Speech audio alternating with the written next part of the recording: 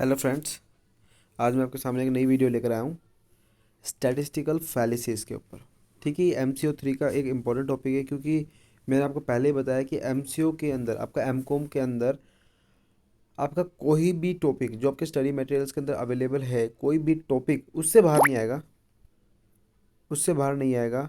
आपका उससे related topic आपको कभी भी मिल सकता है।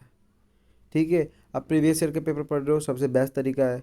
उससे आपको दो तीन क्वेश्चन ऐसे हैं कि जो आपको लगेगा कि हाँ रिपीटेड है, वो भी ऐसे लैंग्वेज में नहीं मिलेंगे आपको कि बिल्कुल सेम टू सेम शेप दिया जाए, थोड़ा घुमा के देंगे। लेकिन हाँ, आपको एक या दो या तीन क्वेश्चन में आपको हेल्प मिल सकती है अगर आपने प्रीवियस ईयर की थोड़ी डीपली स्टडी कर रखी है तो। ठीक है, बट ये आपका इंश्योर नहीं करता कि आप सक्सेस कर पाओगे, आप पास हो पाओगे। हमें अच्छे नंबर लाने हैं, पास की तो बात अलग है। ठीक है, तो उसके लिए हमें सारे टॉपिक की हल्की हल्की नॉलेज होनी चाहिए कि कल को कोई टॉपिक आता है, क्योंकि बहुत सारे टॉपिक है, हम इतने सारे को करेंगे, ढंग से करेंगे, बिल्कुल बुकिश लैंग्वेज में पढ़ेंगे तो ये इम्पॉसिबल हो जाएगा एक तरीके से। अगर हम इनको समझ समझ के करेंगे, अगर हमारे पास नॉलेज होगी कि ये क्या बोल रहा है, इसका क्या मतलब जा रहा है, अगर हमारे पास पॉइंट्स होंगे, हम उसको बना के उसके अंदर मटेरियल अपना लिखेंगे तो हमें अच्छे नंबर मिलेंगे और हम बहुत अच्छा स्कोर कर पाएंगे। ठीक है, तो स्टैटिस्टिकल फैलिसीज का सिंपल सा मतलब ये होता है, जब हम स्टैटिक्स अपना बनाते हैं, अपना डाटा इंटरप्रेट करते हैं, उसका रिजल्ट निकालते हैं, तो रिजल्ट के अंदर डिफरेंसेस कैसे क्रिएट हो जाती है। जो हमारा ओरिजिनल आउटकम होता है, जो हमारा हम सोचते हैं, वो दोनों डिफर डिफर कर जाते हैं समटाइम्स। ठीक है, ये उसी के ऊपर बेसिस है।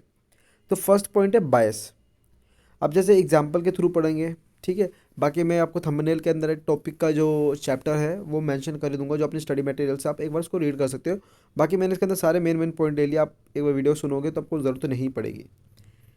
ठीक है, बाईस का मतलब सिंपल सा ये हो गया, एक एक्स बिजनेस है समझो, वो अगर 1 लाख रुपए कमा रहा है। ठीक है, वो क्या बोलता है कि मैं 1 लाख रुपए कमा रहा हूँ, लेकिन असलियत में वो 80,000 रुपये कमा रहा है। ठीक है, मेरी बात सुनो, मैंने क्या बोला, वो बोल रहा है कि मैं 1 लाख रुपए कमा रहा हूँ, लेकिन असलियत में कितने रुपए कमा रहा है, 80,000 रुपये। इसका मतलब क्या है, जो रियलिटी उसकी इनकम अर्न हो रही है वो कम है जो वो बोल रहा है उससे। इसका मतलब कि उसने परफॉर्मेंस अच्छी नहीं दी। क्या ये बोल सकते हैं? हाँ, हम बोल सकते हैं और नहीं भी बोल सकते। क्यों? क्योंकि ये जो परफॉर्मेंस की मैंने बात करी है, ये सिर्फ केवल और केवल एक बहुत सारे वेरियस फैक्टर्स पर डिपेंड करता है। जैसे कि मैंने बात करी कैपिटल एम्प्लॉयड की। अब कैपिटल एम्प्लॉयड से आपका मतलब क्या है? भाई अगर एक बंदा 1.5 लाख रुपए लगा रहा है और फिर 80,000 रुपये कमा रहा है तो अच्छी बात है। लेकिन वही बंदा अगर 1 करोड़ रुपए लगा रहा है और फिर 1 लाख रुपए कमा रहा हो तो वो तो बेकार है ना, कोई इसका मतलब नहीं बनता। फिर ठीक है, फिर उसके बाद बात करते हैं क्वालिटी ऑफ प्रोडक्ट कैसा है, वो अच्छा है कि नहीं है। तो ये डिफरेंट डिफरेंट चीज़ों पे डिपेंड करता है। ये सिर्फ इसका मतलब ये नहीं है कि भाई मैंने बोल दिया इतना इतना। हमारे को ये भी देखना पड़ता है कि हमारी इनिशियल इन्वेस्टमेंट कितनी थी। ठीक है, जो बेसिक सबसे चीज़ है। फिर उसके बाद देखा जाता है हमारी क्वालिटी ऑफ प्रोडक्ट कैसी थी, फिर हमारी मार्केटिंग कैसी थी। ठीक है, तो ये सब चीज़ों को देखा जाता है। फिर बात करते हैं हम इनकन्सिस्टेंसी इन डेफिनेशंस। समटाइम्स क्या होता है, जैसे कि आपको पता ही होगा ग्रोस और नेट के बारे में। नेट में हम टैक्स डिडक्ट कर देते हैं, ग्रोस में नहीं होता। अब जैसे इसने बोला कि समटाइम्स क्या होता है, कंपनी जो होती है ना, जैसे मैंने बोला मेरी एक्स कंपनी है, मैंने एक्स कंपनी की ग्रोस प्रॉफिट ले लिया और मैंने वाई कंपनी की नेट प्रॉफिट से इसको कंपेयर करने लगा। मैंने कहा भाई इसका तो ज़्यादा बन रहा है। ठीक है, इसका प्रॉफिट तो ज़्यादा बन रहा है क्योंकि भाई ग्रोस वाले में तो डिडक्ट हुआ ही नहीं टैक्स। तो ये तो गलत इन्फॉर्मेशन दे रहा है ना, कि जब अगर आप दोनों को मेज़र कर रहे हो, कंपेयर कर रहे हो, तो दोनों को आपको यूनिट सेम लेनी पड़ेगी। यूनिट इन द सेंस, अगर आप उसका नेट प्रॉफिट देख रहे हो तो उसका भी आपको नेट प्रॉफिट देखना होगा। मेरा कहने का मतलब ये है। ठीक है, थर्ड पॉइंट है in appropriate comparisons. In appropriate comparisons का मतलब ये होता है, जैसे कि मैंने बोला cost of living of Bangalore is 150, उसमें बेस ईयर क्या लिया है, 1999। और एक मैंने बोला हैदराबाद का क्या है, 155, उसका बेस ईयर क्या है, 1995। तो 150 में से नंबर और 155 नंबर, इन दोनों में से बड़ा कौन सा है, 155। तो मैं ये बोल सकता हूँ क्या कि भाई हैदराबाद जो है वो महंगा है, उधर रहना, उधर का कॉस्ट ऑफ लिविंग महंगा है? ऐसा मैं नहीं बोल सकता। क्यों? क्योंकि इन दोनों का ईयर तो देखो। जब मैं 150 की बात कर रहा हूँ वो 1999 की बात हो रही है, लेकिन जब मैं 155 बोल रहा हूँ हैदराबाद का, वो 1995 का बात हो रही है। दोनों का ईयर तो चेंज है। जब दोनों का ईयर ही चेंज है तो इन दी एंड आपका रिजल्ट आप इसको कंपेयर नहीं कर सकते। ठीक है, फिर बात करते हैं फॉल्टी जनरलाइजेशंस। अब जैसे कि एक छोटा सा एग्जांपल है, एक एक धारणा होगी। जैसे कि मैंने बोला भाई दिल्ली के अंदर एक फॉरेनर था, वो गया, उसका बैग चोरी हो गया।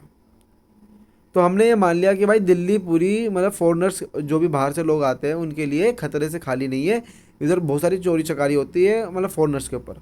तो ये क्या सही है? जो वो एक बंदे के साथ आया हुआ, ऐसा तो नहीं कि वो हर बंदे के साथ हुआ, ये एक एक्सेप्शन, एक छोटा सा सैंपल है। अगर एक बंदे के साथ जो चीज़ बैग स्टोल हुआ या कुछ भी चीज़ स्टोल हुई, ऐसे तो हज़ारों लाखों लोग आते हैं दिल्ली के अंदर घूमने के लिए, सब तो एक साथ सिनारियो फेस नहीं करते याला। कोई कोई हुआ, कभी ये हो गया तो हो गया।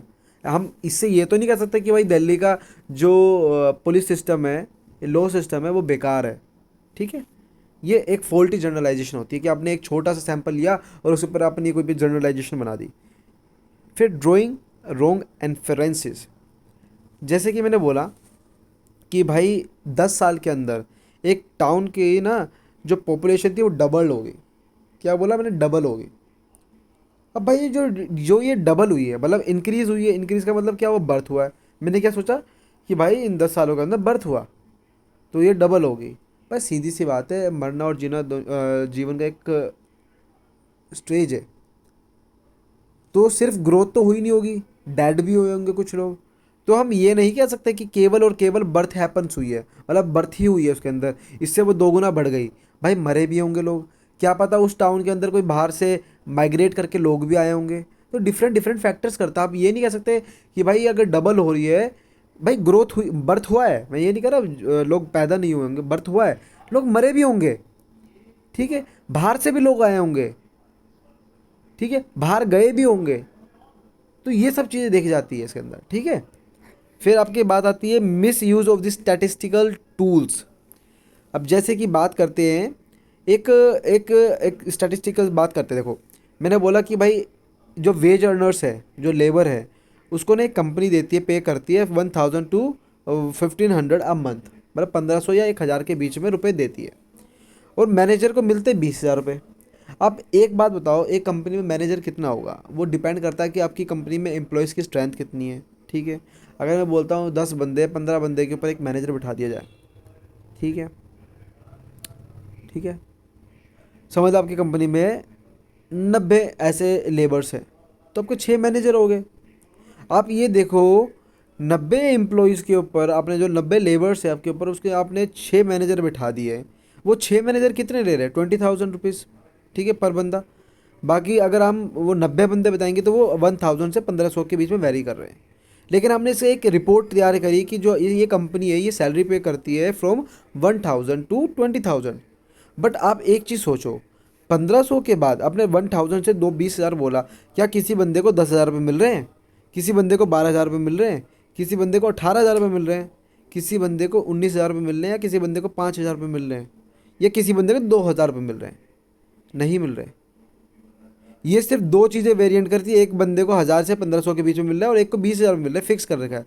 लेकिन जो उसके बीच में जो वेरिएशंस हैं, जो बीच में नंबर्स आ रहे हैं, हम उसका तो डाटा निकाल ही नहीं पा रहे ना एग्जैक्ट। ये मिस यूज़ हो रहा है एक तरीके से। अब इससे ये लगता है कि भाई इस कंपनी में बंदों को 1000 से 20,000 के ऊपर बीच में मिल रहे हैं, तो किसी बंदे को 18,000 में मिल रहे होंगे। लेकिन ऐसा सच नहीं है, ये रियलिटी नहीं है। ठीक है, तो ये मिस यूज़ हो रहा है स्टैटिस्टिकल टूल्स का। अब failure to comprehend the data. अब हुआ क्या? अब देखो, हम जैसे हम जानते हैं कि आईसीयू एक बहुत ज़्यादा डेंजरस स्टेज होती है, जहाँ पर हम जो पर्सन अपने लास्ट स्टेज पे होता है उसको हम उधर एडमिट करते हैं। और उधर से ये कहते हैं कि भाई 90% केसेस में ये होता है कि भाई बंदा वापस नहीं आ पाता, मर ही जाता है। ठीक है, तो क्या इसका मतलब ये है कि भाई हम किसी बंदे को आईसीयू में भेजे ही नहीं क्योंकि वो खतरनाक जगह है, उधर सब लोग मर जाते हैं? ऐसे है नहीं। अब खुद सोचो ना, ये चीज़ दिमाग में आ रही है कि भाई अगर आईसीयू में जाने से लोग मर जाते, अरे आईसीयू में नहीं जाएंगे तो वैसे भी मर जाएंगे ना। आईसीयू तो एक स्पेशल वार्ड हो गया ना। ठीक है, हम इससे क्या है मतलब कि हम ये कह रहे हैं कि भाई आईसीयू में जाएंगे तो खतरा है। ठीक है, उधर से ज़्यादा केसेस में लोग मर जाते हैं, मतलब 100 में से 90 लोग मर जाते हैं। इससे हम ये कंप्रीहेंड कर रहे हैं कि भाई आईसीयू में भेज ही मत बंदे को क्योंकि मर जाएगा नहीं तो वो। तो ये गलत है। ठीक है, ये कुछ स्टेजेस थी, सॉरी नॉट स्टेजेस, ये कुछ पॉइंट्स थे जो कि आपको स्टैटिस्टिकल फैलिसिस के बारे में बताएंगे कि क्या क्या एरर्स आती है, क्या क्या प्रॉब्लम्स होती है, ठीक है। आपको क्या करना है, केवल और केवल जो मैंने पॉइंट्स जो बॉक्स बनाया हुआ है, आपको सिर्फ वो पढ़ना है।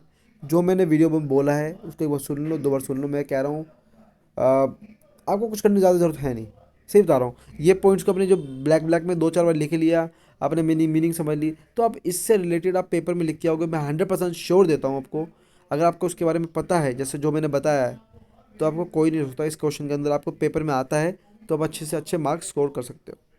I hope you like this video. Thank you very much.